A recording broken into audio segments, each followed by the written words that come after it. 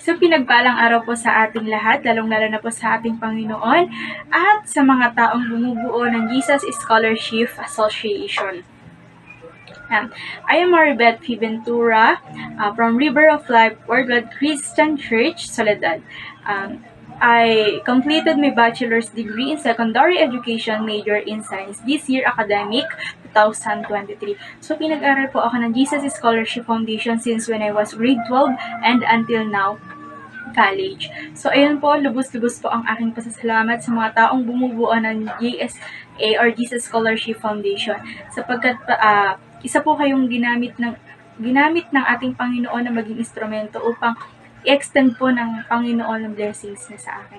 Nagpapasalamat po ako sa patuloy na pagsuporta niyo po sa aming mga estudyante na patuloy niyo po kaming sinusupport financially. Maraming salamat po sapagkat hindi po kayo nagkulang ng pag-provide po sa amin. Maraming salamat po sa Panginoon sa buhay ninyong lahat.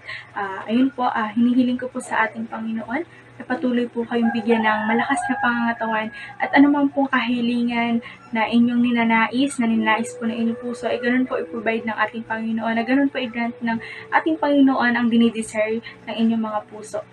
Ayan, maraming salamat po sapagkat napakabuti po ng inyong kalooban. Bukas po ang inyong palad na tumulong sa kagaya naming mga estudyante na nangangarap na makapag-aral, na makapagtapos ng pag-aaral, makatulong sa aming mga pamilya. Dahil ito po ay isang malaking pag-asa para sa aming mga pamilya.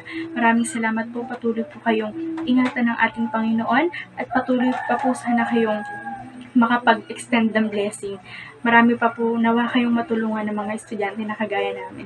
Maraming salamat po. Patuloy po kayong pag-ingatan ng ating Panginoon. Blessed day everyone. I am Jamaica Asuncion. I graduated last July 15, 2023 at Nueva Ecija University of Science of Technology with a bachelor's degree of secondary education major in general science. I would like to express my deepest gratitude to Jesus Scholarship Foundation for this generous scholarship support. This scholarship serves as an instrument of God and a vessel to extend His blessings. It has only not lessened my financial burden, but also given me an opportunity to know more Jesus. Words are insufficient to express my gratitude for the opportunity this scholarship has provided me. Jesus Scholarship Foundation has provided my financial needs from junior high school to college. I am blessed and I am grateful to be the recipient of this generous scholarship.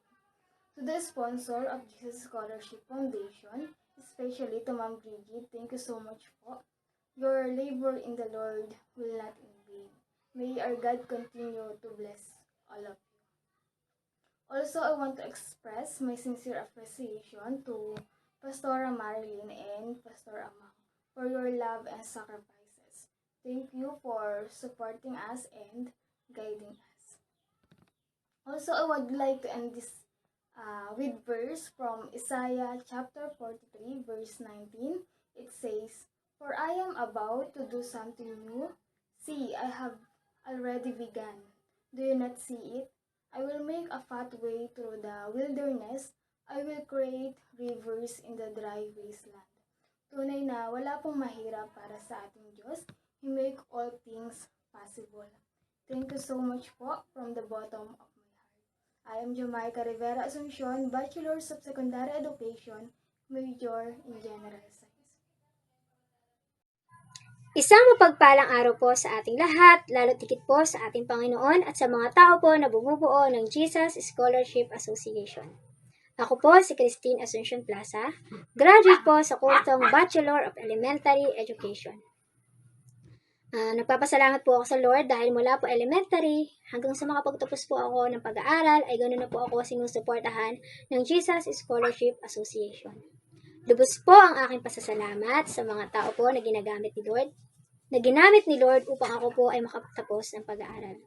Sa buhay po ni Sister Bridget, maraming salamat po. Patuloy ka pong pagpalain ng ating Panginoon at bigyan ng malusog na pangangatawan. Maraming salamat po sa buhay nyo na patuloy po na kinikilos ni Lord upang suportahan po kami sa aming pag-aaral. Lubos po ang aking pasasalamat, lalo tigit po ng aking mga magulang dahil ako po ngayon ay graduate na, nakapagtapos na po ng aking pag-aaral.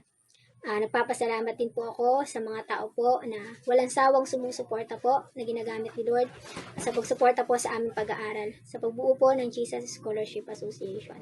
Maraming salamat po sa inyong kabutihan. Maging sa buhay po ng aming pastora, Pastor Amang Santiago, Pastora Marilyn, maraming salamat po sa inyong buhay. Salamat po sa mga prayers po, salamat po sa mga payo at pais po na ginagawa niyo po para sa amin.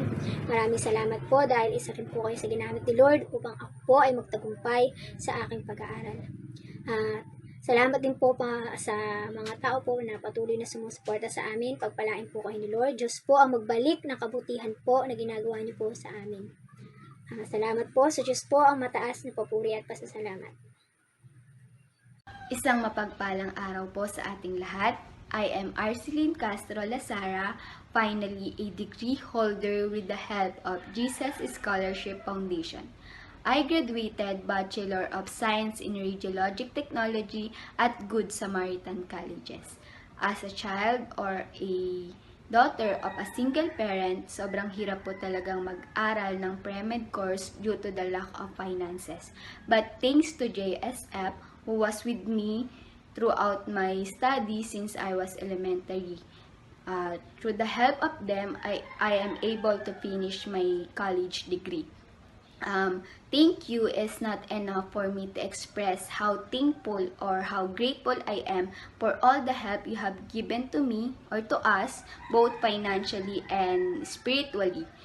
I pray to God that He continue to bless you more for you to be able to be a blessing to others. Thank you po and God bless. Isang mapagpalang araw po sa ating lahat. Ako po si Daniel Montejo. Ako po ay 22 years old at isa pong scholar ng JSA. Simula po nung ako ay nagsimula mag-aral ng elementary hanggang ngayon po na ako ay magtatapos na ng college. Sa totoo lang po, isang pribilehiyo para sa akin ng kapag-aral at makatapos ng kolehiyo. Dahil pagkamat karapatan po ng bawat isa na makakuha ng tamang edukasyon sa hirap po ng buhay, hindi po talaga ganun katuloy makapag-aral. Pero dahil ako po ay natagpuan ng ating Diyos na mabuti at tapat, hindi na po kulang, lalo na po sa mga umasa sa Kanya. Ako po ngayon ay magtatapos na ng Bachelor of Arts in Communication. At isa pong malaking patotoo ang JSA na parte po ng aking pagtatapos. Kaya ako po ay nagpapasalamat una sa Kanya, pangalawa sa lahat po ng tao na inilaan na po yung buhay nila para sa paglilingkod sa ating Panginoon. Maraming salamat po sa pagtsatsaga, sa pagtitiis, sa pag-ibig ninyo sa inyong ginagawa at sa amin po na mga nabibiyayaan ng inyong pagpapagal. Hindi po namin kailanman makikita kung gaano kayo naghihirap, kung gaano kayo nagtitiis sa inyong ginagawa. Pero ako po ay nagtitiwala na kayo po ay napagpapala at nasusustain ng Diyos natin lahat. Muli po sa bumubuo ng Jesus Scholarship Association, maraming salamat po sa halos 17 taon na suporta ninyo sa akin at sa aking pamilya.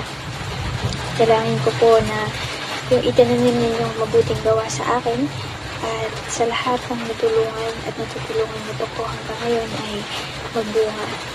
Bigyan nawa kami ng Diyos ng kaparehas na abilidad, kaparehas na pagpupusili at drive makikit pa na tumulong at umabutin po sa iyo.